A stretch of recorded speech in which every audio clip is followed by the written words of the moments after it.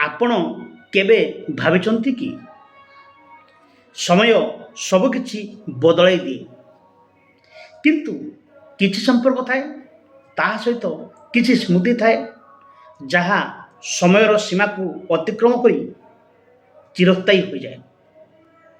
ଠିକ୍ ସେହିପରି କାହାଣୀକୁ ନେଇ ଗଠିତ ସମୟାତୀତ ଗଳ୍ପ, ଯାହାର ଲେଖକ ହେଉଛନ୍ତି ଭଗବତୀ ଚରଣ ପାଣିଗ୍ରାହୀ ଏବଂ ଗଳ୍ପର ସ୍ୱର ସଂଯୋଜନାରେ ମୁଁ ନିଜେ ବିଶ୍ୱାମିତ୍ର ପୁରୋହିତ।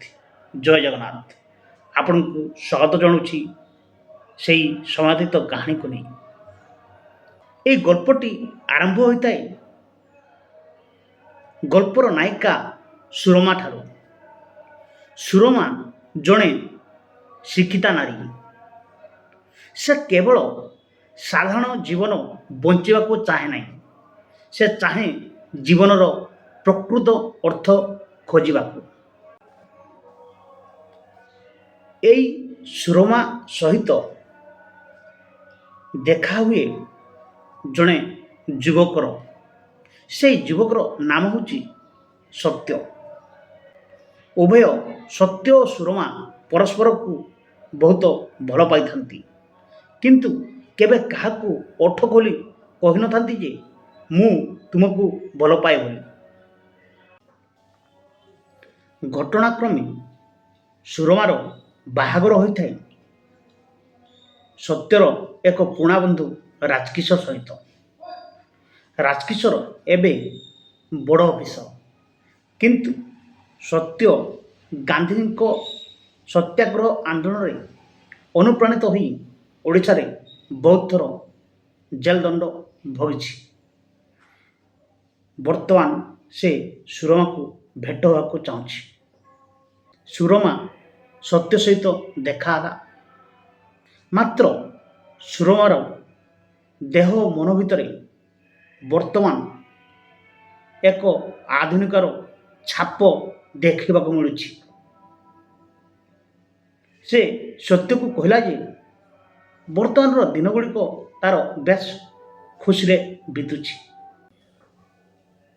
ସତ୍ୟ ସେଦିନ ସନ୍ଧ୍ୟାରେ ଘରକୁ ଯାଇ ଦେଖିଲା ଯେ ତାର ପୁରୁଣା ଘର ଭିତରେ ତା ହାତରୁ ଆଣିଥିବା ପୁରୁଣା ବହିଟିକୁ, ସେ ବହିଟିକୁ ଦେଇଥିଲେ ସୁରମା। ସେ ବହିର ପୁରୁଣା ପୃଷ୍ଠା ଭିତରୁ ଗୋଟିଏ ଚିଠି ଖଣ୍ଡେ ମିଳିଲା, ଯେଉଁ ଚିଠିରେ ଲେଖା ଥିଲା, ବନ୍ଧୁ ମୁଁ ବଡ଼ ବିପନ୍ନା। ପ୍ରକୃତରେ ସତ୍ୟ ଏ ଚିଠିଟାକୁ ସେତେବେଳେ ଦେଖିନଥିଲା କିମ୍ବା ତାର ଅଜ୍ଞାତ ସାରରେ ଥିଲା। ବର୍ତ୍ତମାନ এই ଚିଠିକୁ ଦେଖି ତାର ଓଠରେ ଅଜ୍ଞାତ ସାରରେ କିଛି ସୀମିତ ହାସ୍ୟ ଖେଳିଗଲା।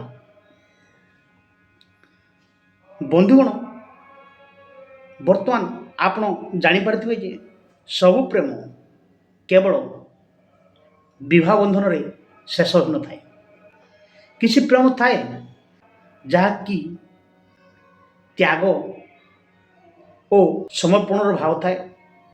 ବନ୍ଧୁଗଣ, ଯଦି ଆପଣଙ୍କୁ ଏହି ଗଳ୍ପଟି ଭଲ ଲାଗିଥାଏ ତେବେ ନିଶ୍ଚିତ ଭାବରେ ଏ ଭିଡ଼ିଓକୁ ଲାଇକ୍ କରିବେ, ଅନ୍ୟକୁ ଜଣାଇବା ପାଇଁ ସେୟାର କରିବେ ଏବଂ ଆମ ଚ୍ୟାନେଲକୁ ସବସ୍କ୍ରାଇବ୍ କରି ବେଲ୍ ନୋଟିଫିକେସନକୁ ଅନ୍ କରିଦେବେ ଏବଂ ନିଜ ମତାମତ କମେଣ୍ଟ ବକ୍ସରେ ନିଶ୍ଚୟ ଜଣାଇବେ। ଧନ୍ୟବାଦ। ଜୟ ଜଗନ୍ନାଥ।